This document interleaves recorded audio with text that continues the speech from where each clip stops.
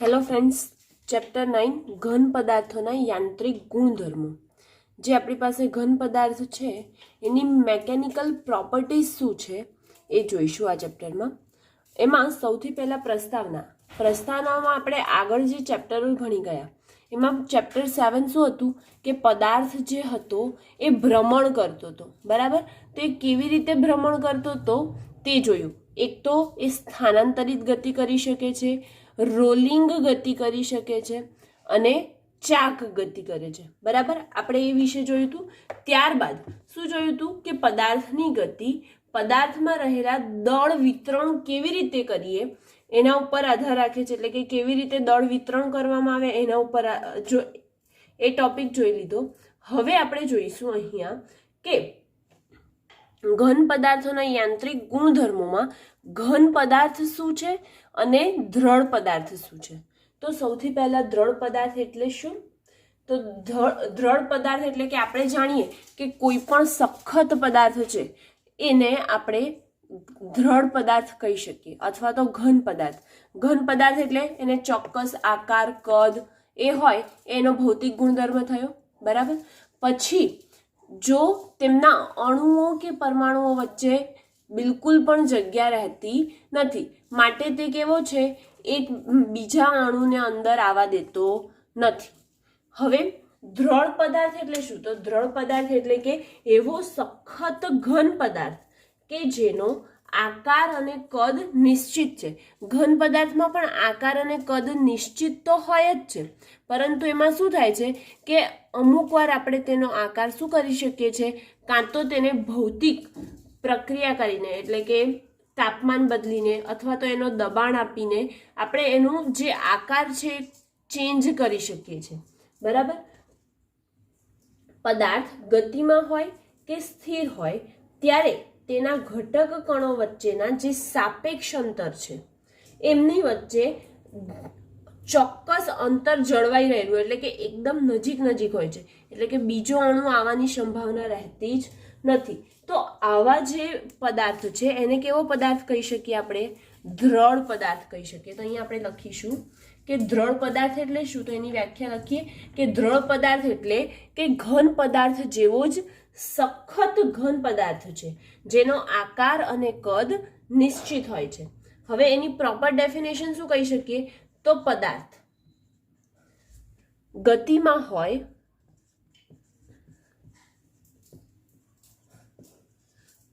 કે સ્થિર હોય ત્યારે તેના ઘટક કણો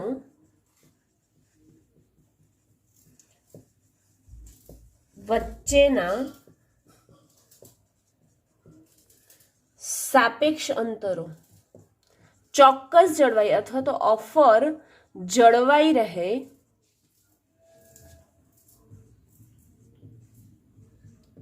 તેને દ્રઢ પદાર્થ કહે છે.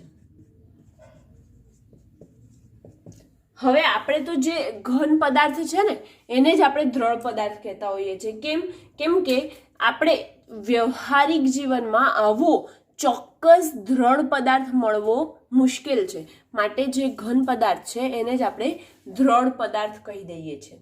દ્રઢ પદાર્થમાં શું હશે?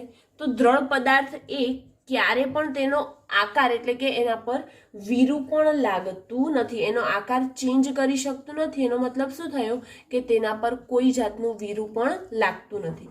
તો દ્રઢ પદાર્થ પર વિરૂપણ લાગતું નથી.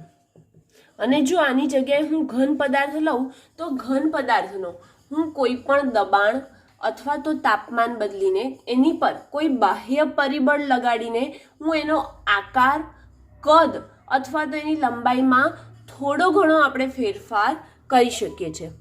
તો ઘન પદાર્થ પર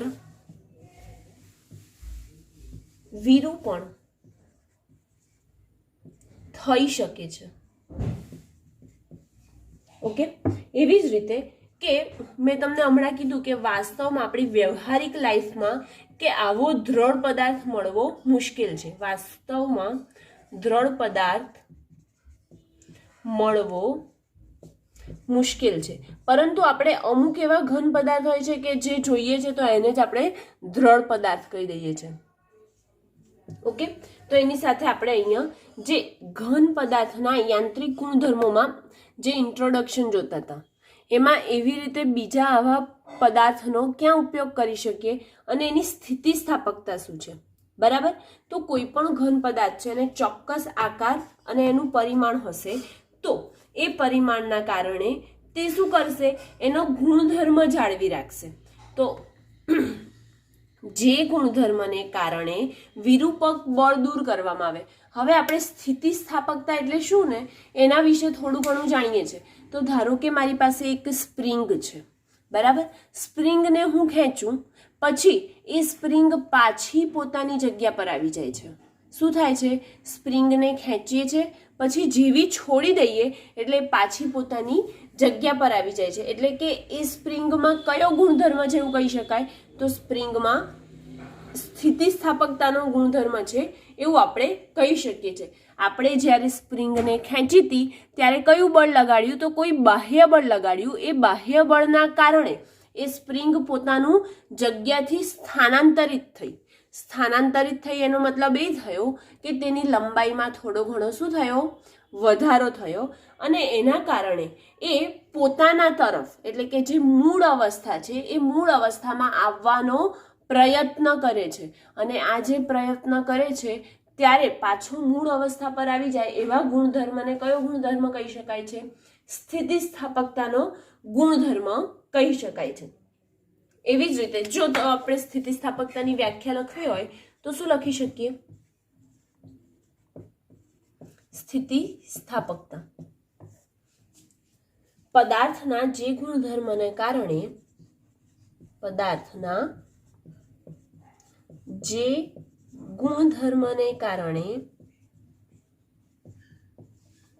વિરૂપક બળ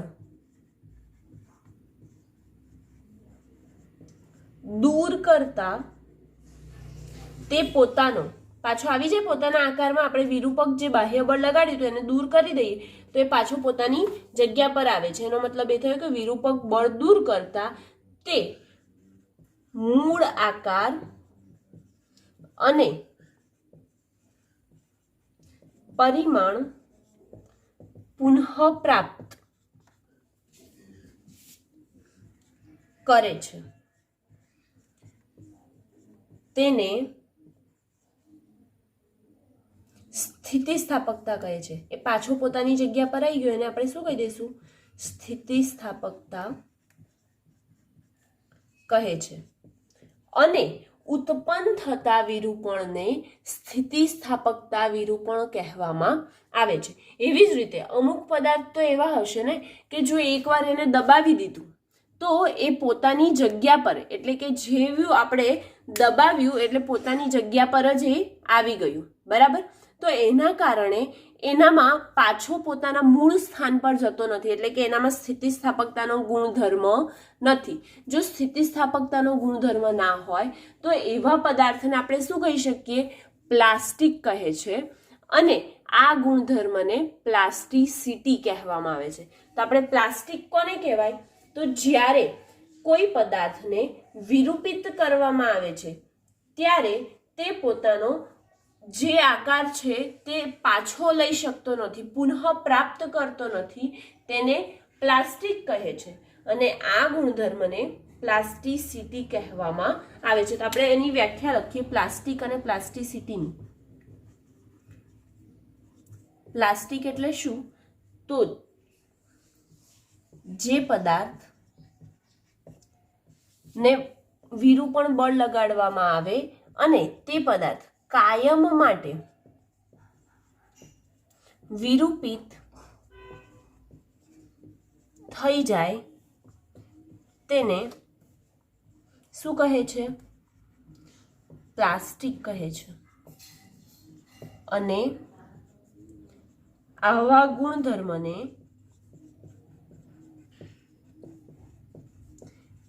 પ્લાસ્ટિસિટીનો ગુણધર્મો કહેવામાં આવે છે. ઓકે, આના મતલબથી આપણે જે ઇન્ટ્રોડક્શનમાં જે મેઇન પોઈન્ટ જોયા હોય તો એ કયા, તો દ્રવ પદાર્થ અને ઘન પદાર્થ એ બંનેમાં મેઇન ડિફરન્સ શું છે તે જોયું, સ્થિતિસ્થાપકતા શું છે તે જોયું, અને પ્લાસ્ટિક અને પ્લાસ્ટિસિટી બંનેની ડેફિનેશન એટલે કે કયો ફેરફાર. તો હવે પ્લાસ્ટિક અને પ્લાસ્ટિસિટીનું જો તમે ઉદાહરણ આપવા માંગો તો શું હોય, કાદવમાં તમારો કદાચ કોઈક વાર પગ પડી જાય તો કાદવમાં પાછું એ કાદવ ઉપર આવે ના, એ કાયમ માટે એવું ને એવું દબાયેલું રહી જાય છે.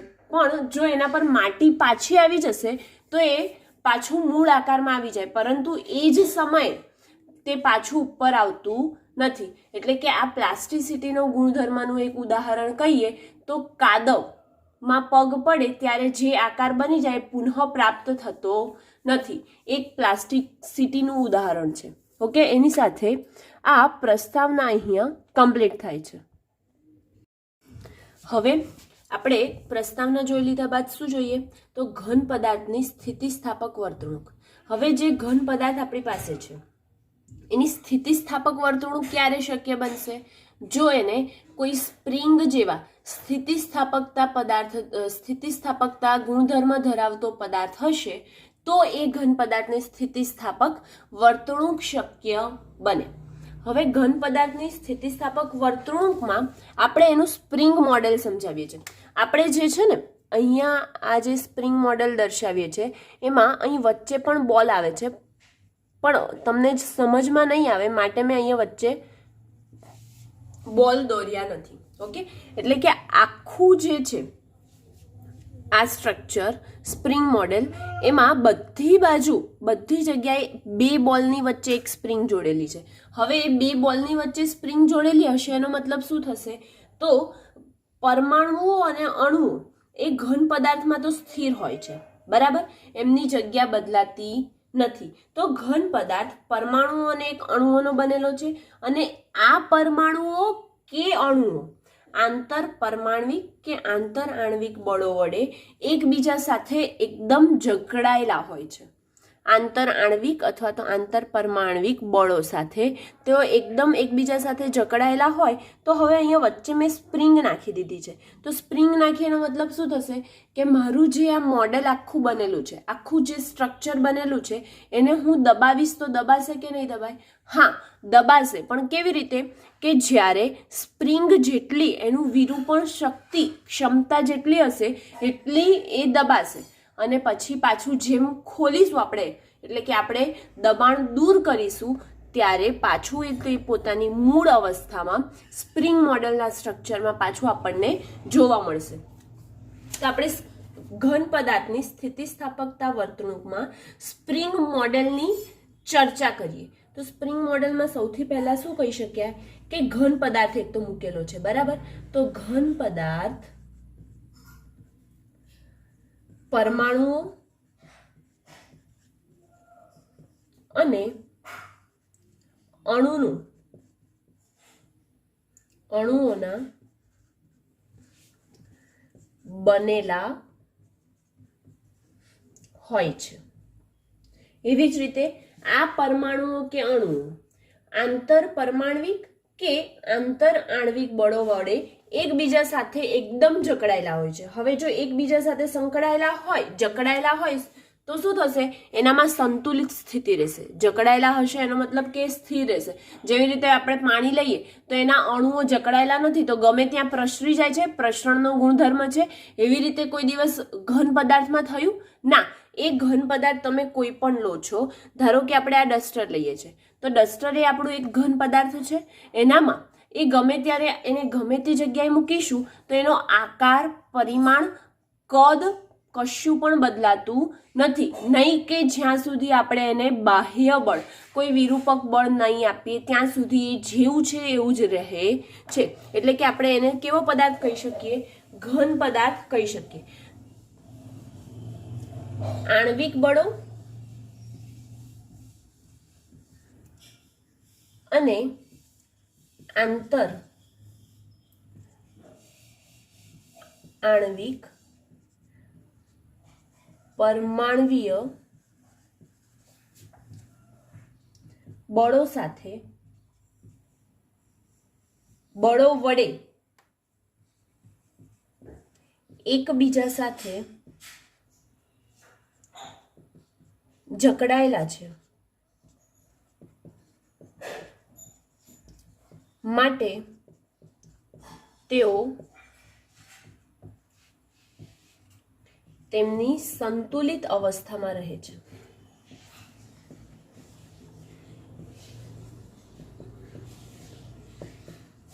ઓકે, હવે જો આપણો ઘન પદાર્થ જે છે એ વિરૂપણ અનુભવે ત્યારે પરમાણુઓ કે અણુઓ તેમના સંતુલિત સ્થાનેથી, હવે આપણે એને દબાવીશું એટલે કે દબાણ આપ્યું એટલે કોઈ બાહ્ય બળ આપ્યું, એ કયું બળ કહી શકાય? વિરૂપક બળ આપ્યું. તો વિરૂપક બળ આપ્યું ત્યારે એનો શું કરી દીધો? એને આકાર ચેન્જ કરી દીધો. હવે આકાર ચેન્જ કર્યો એના માટે એના પરમાણુઓ જે છે એ શું થયા? થોડાક સ્થાનાંતરિત થયા, અને એ સ્થાનાંતરિત થવાથી એ બે પરમાણુની વચ્ચેનું અંતરમાં શું આવે છે? ફેરફાર આવે છે.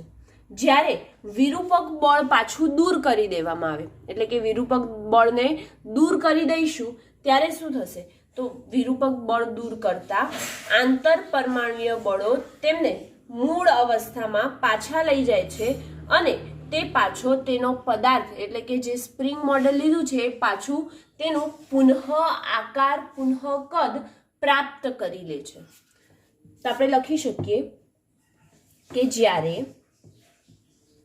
ઘન પદાર્થ વિરૂપણ અનુભવે ત્યારે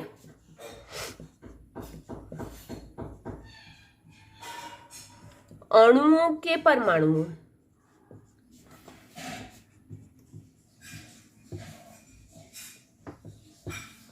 તેમની સંતુલન સ્થાનેથી શું થાય છે? સ્થાનાંતરિત થાય છે. સંતુલન સ્થાનેથી સ્થાનાંતરિત થાય છે.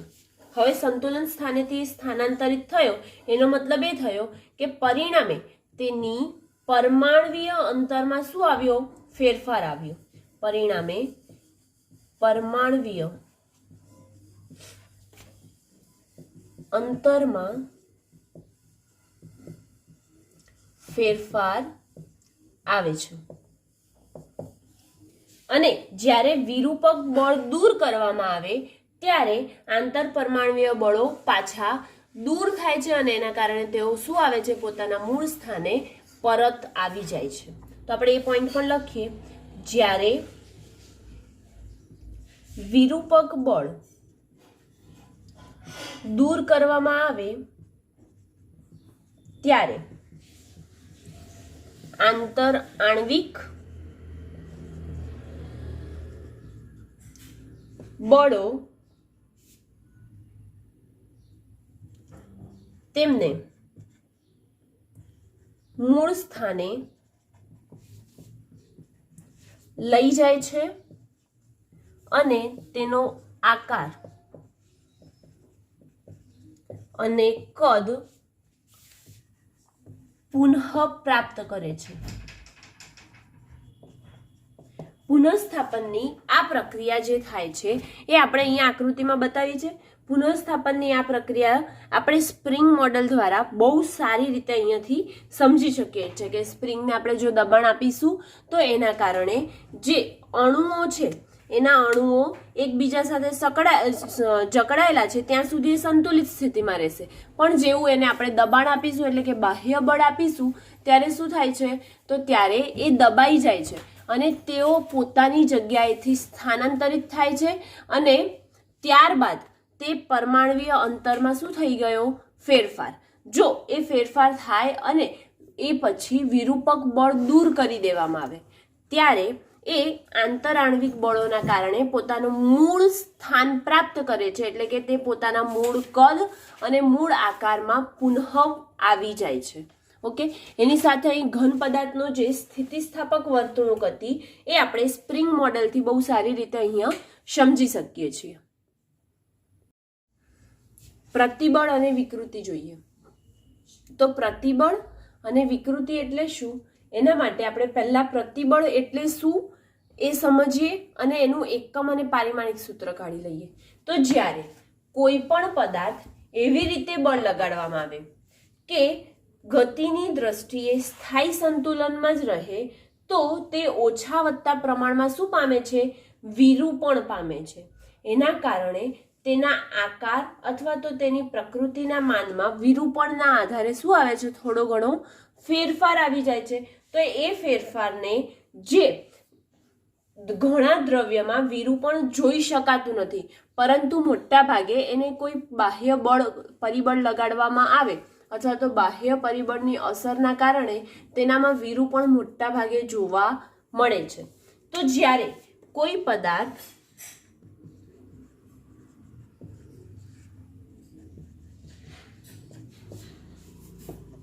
પર એવી રીતે બળ લગાડે, એવી રીતે બળ લગાડવામાં આવે કે ગતિની દ્રષ્ટિએ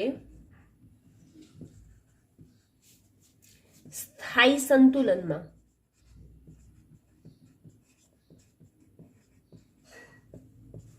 રહે તો તે ઓછા વત્તા પ્રમાણમાં શું પામે છે?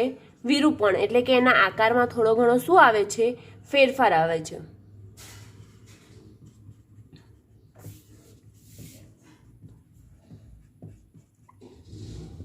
હવે એના આકારમાં ફેરફાર આવ્યો તો એ પાછો પોતાના પુનઃ આકાર પ્રાપ્ત કરવાનો પ્રયાસ કરશે કે નહીં કરે? કરશે. માટે એ જે આકાર પાછો પુનઃ પ્રાપ્ત કરવાનો પ્રયાસ કરશે એના માટે કયું બળ લાગશે? પુનઃ સ્થાપક બળ લાગે છે. તો આપણે એના માટે જોઈશું કે વિરૂપણનો આધાર પદાર્થના દ્રવ્યની પ્રકૃતિ અને તેના પર લાગતા બળના માન પર રહેલો છે. હવે કોઈ વસ્તુ છે આપણે અને એને જો ધક્કો મારવો છે તો મોટી વસ્તુ છે તો એને ધક્કો મારવા માટે કેવા બળની જરૂર પડશે? વધારે બળની. એટલે કે આપણે બળનું માન પણ ધ્યાન રાખવું પડશે. તો જેમ વજન વધારે છે એમ આપણે એનું બળ કેવું લેવું પડશે? વધારે લેવું પડશે. એટલે કે વિરૂપણનો આધાર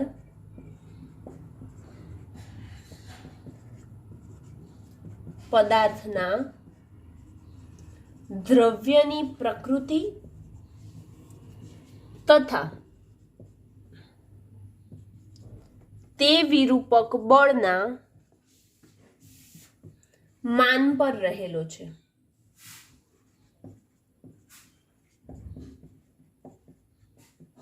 હવે એવું થઈ શકે કે ઘણા દ્રવ્યમાં વિરૂપણ થાય છે પણ ખરું અને અમુકમાં વિરૂપણ થતું નથી. એટલે કે વિરૂપણ અમુક પદાર્થમાં શક્ય હોતું નથી. કેવા પદાર્થમાં શક્ય નથી હોતું? કે જે પદાર્થ દ્રઢ પદાર્થ હશે એ પદાર્થ પર વિરૂપક બળ લાગતું નથી. જ્યારે પદાર્થ પર વિરૂપક બળ લગાડવામાં આવે ત્યારે તે પદાર્થ પોતાના મૂળ સ્થાન પર આવે એટલે કયું બળ લાગ્યું હશે? પુનઃ સ્થાપક બળ લાગ્યું છે એવું કહી શકાય. તો આપણે લખીએ કે જ્યારે પદાર્થ પર વિરૂપક બળ લગાડવામાં આવે છે, જ્યારે પદાર્થ પર વિરૂપક બળ લગાડવામાં આવે ત્યારે પદાર્થ પર કયું બળ ઉદ્ભવે છે? પુનઃસ્થાપક બળ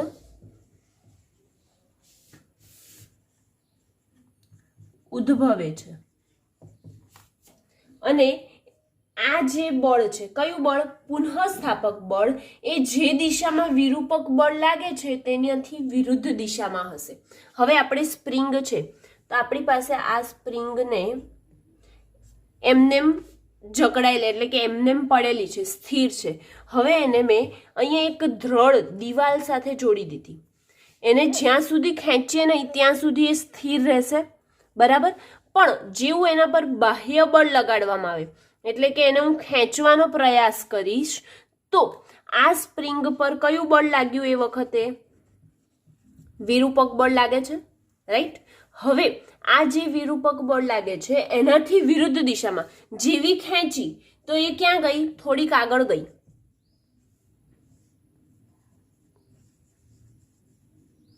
આ રીતે આગળ ગઈ અને આ વિરૂપક બળ લાગ્યું કઈ દિશામાં? તો આપણે કહી શકાય કે ડાબી બાજુ વિરૂપક બળ લાગે છે, પરંતુ એનાથી વિરુદ્ધ દિશામાં એનું કયું બળ લાગે છે? એ આકાર પુનઃ પ્રાપ્ત કરવાનો પ્રયાસ કરે છે, માટે એના પર એની વિરુદ્ધ દિશામાંનું બળ લાગે છે. કયું બળ? પુનઃસ્થાપક બળ.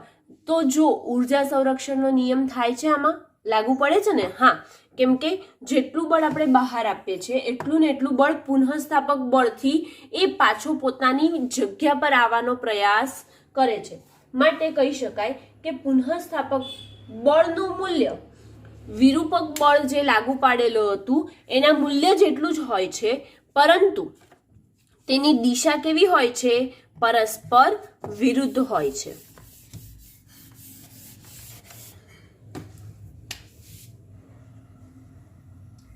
આ પુનઃસ્થાપક બળ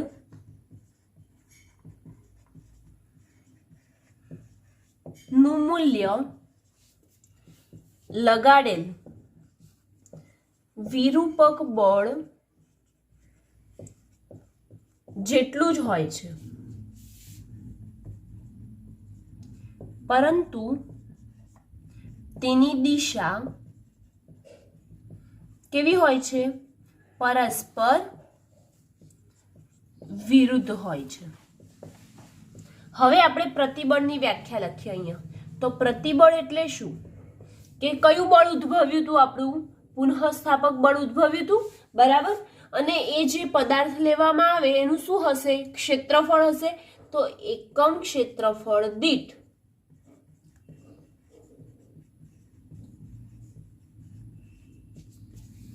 ઉદ્ભવતા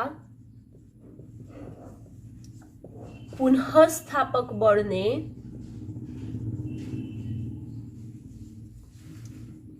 પ્રતિબળ કહે છે. એટલે કે એનાથી ઊંધી દિશામાં લાગે છે. એટલે કે જે પુનઃસ્થાપક બળ ઉદ્ભવ્યું એને કયું બળ કહીશું આપણે? પ્રતિબળ કહેવામાં આવે છે. હવે આ જે પ્રતિબળ છે એને કેવી રીતે દર્શાવવામાં આવે? બરાબર, કોઈ પણ પદાર્થ છે તો એ પ્રતિબળને આપણે એને ગાણિતિક સ્વરૂપે લખીશું અને પહેલા એનું સૂત્ર લખીએ. તો શું થશે?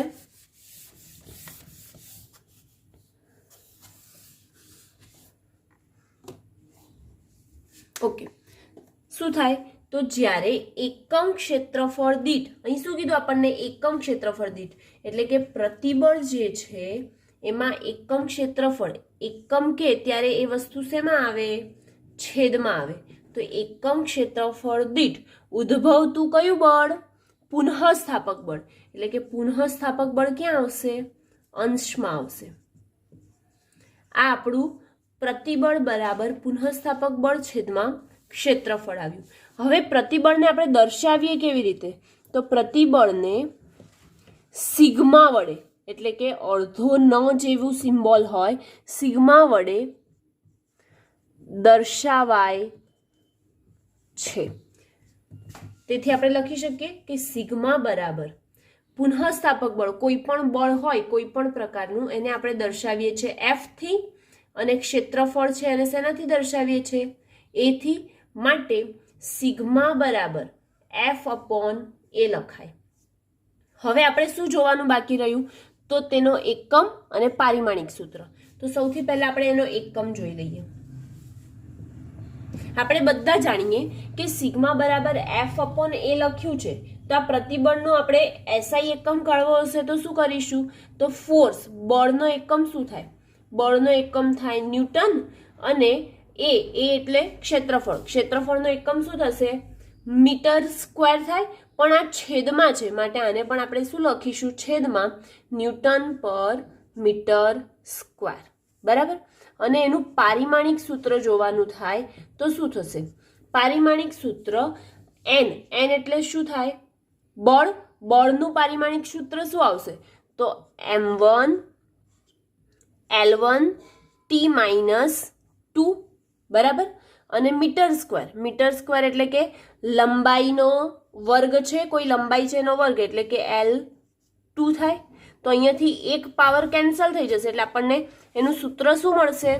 પારિમાણિક સૂત્ર m1, 2 માંથી 1 માઇનસ કરશો એટલે L-1 અને T-2. આ આપણને એનું પારિમાણિક સૂત્ર મળ્યું. શું મળ્યું? પ્રતિબળનું પારિમાણિક સૂત્ર m1, L-1 અને T-2 મળે છે. ન્યૂટન પર મીટર સ્ક્વેર અથવા તો પ્રતિબળને આપણે શું લગાવીએ છીએ? દબાણ લગાવીએ છીએ, બરાબર. અને એ દબાણ લગાવી અને પાછું છોડી દઈએ એટલે પાછો તેનો પુનઃ આકાર પ્રાપ્ત કરે છે. તો એનો એકમ આપણે પાસ્કલ પણ કહી શકીશું. શું કહી શકીશું? પાસ્કલ. ઓકે. અને એની સાથે અહીંયા પ્રતિબળ જે છે એ અહીંયા કમ્પ્લીટ થાય છે. પ્રતિબળ એટલે શું અને એનો એકમ અને પારિમાણિક સૂત્ર. હવે નેક્સ્ટમાં આપણે જોઈશું કે પ્રતિબળ જે થાય છે એનામાં એની લંબાઈમાં પણ ફેરફાર આવી શકે, તેના કદમાં પણ ફેરફાર આવી શકે પ્રતિબળના કારણે, અને તેના આકારમાં પણ ફેરફાર આવી શકે. તો આ ત્રણેય પ્રતિબળની ચર્ચા કરીશું. અને ત્યારબાદ વિકૃતિ એટલે શું, વિકૃતિનું પારિમાણિક સૂત્ર અને એકમ શું છે તે જોઈશું. અને ત્યારબાદ કદ વિકૃતિ, આકાર વિકૃતિ અને સંગત વિકૃતિ તેની ચર્ચા આપણે નેક્સ્ટ વિડીયોમાં કરીશું.